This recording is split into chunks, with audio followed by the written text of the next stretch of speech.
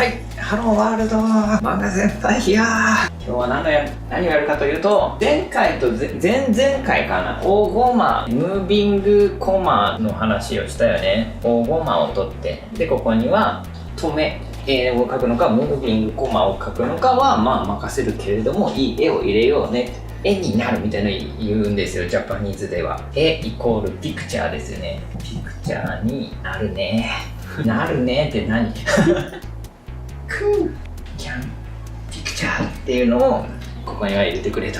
それ以外のところはもう、じゃあここを引き立たせるために、じゃあここにつないでこうねっていう、ここのつなぎはじゃあ何を考えていくのかと。例えばじゃあこれの次にもね大ゴマがあるから、ピクゴマがあるから、でそこにじゃあどうやってつないでいくとね、つなぎのゴマ、つなぎのゴマ。じゃあここにどんなのをね入れていくかっていうことなんだけど、まずもちろんこれを引き立たせるような何かっていうのは当然あるが、ここは絵になるなんだけど、ここら辺は例えば状況説明ですよ。だんだん難しくなってくる状況説明ですね。インフォコマですよ。でどんなインフォがいるのかっていった時に、まずよくあるのは5W11 ですよね。まあでも大事なのはWho ですよ、Where ですよ。ここら辺のね、どこにいるのみたいなの結構大事。ここ例えばこんな感じでね、2人いるのねみたいな。ここをよく見せるためには、ここである程度情報分かってた方が、インフォより分かってた方がここ入れる。そんな中で Where 情報っていうのがね、位置関係とかね、マッピングが重要だよとね。2人がどこにいるのかっていうのを示すときに、いろいろあるね。例えば上から人がこういて、ここら辺カメラですよ。こうやって上から下を撮る。アップ。これが出なかったのかという恐怖ですね。アップカメラで下を撮る。ってなると、こういう。これ割と一番今日伝わりやすいよね。インフォよくわかるですよね。ジャパニーズ言い方、俯瞰で書いてとか言うと、だからこういう感じに書く。あとは、ね、ノーマルなこんな感じで横からね、これでも位置関係は多少はわかる。前と奥でもいいし、横からでも。でもね、1個ポイントがあるのは、ノーマルコマにおいてはすげえ難しい言い方、アイレベル。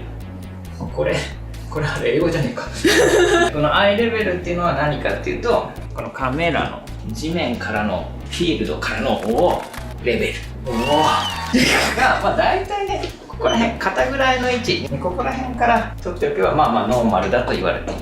あんまりね、目の位置、実際の目の位置にしちゃうとちょっとね高く感じちゃうのね。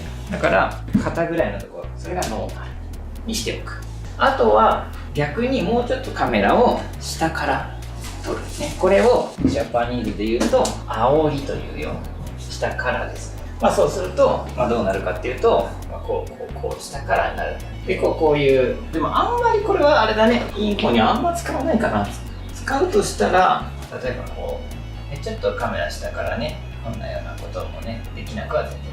こんな感じっていうような感じにして、このね俯瞰とかノーマルね、煽りとかちょっと意識しつつ、つなぎのコマでは位置の情報をね、ウェア情報をちょいちょい入れて、場面をシーンを分かりやすく、とっても大事。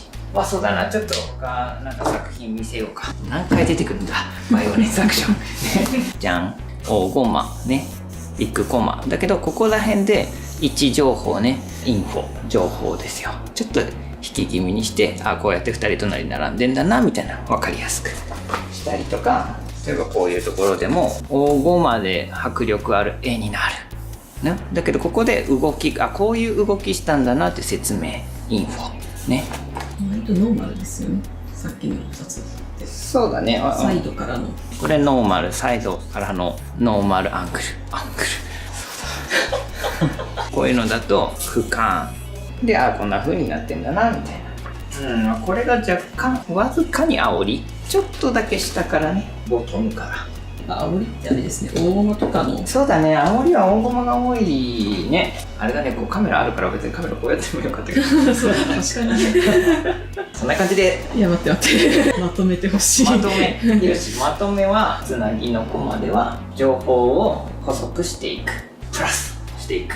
でそんな中で、上はどこにいるんやね君たちはっていうね情報を入れていくと、よりここが引き立つよみたいな。たま何でいいの？どこにいるかはインポータント。じゃあそんな感じでまた次回ね、みんなどこにいるのかな。画面右下にいいねボタンが、もしくは登録ボタンがある。プリーズプッシュ。画面下にもボトムにもレッドボタンプリーズプッシュ。あとはファンボックスでプリーズサポートミー。またね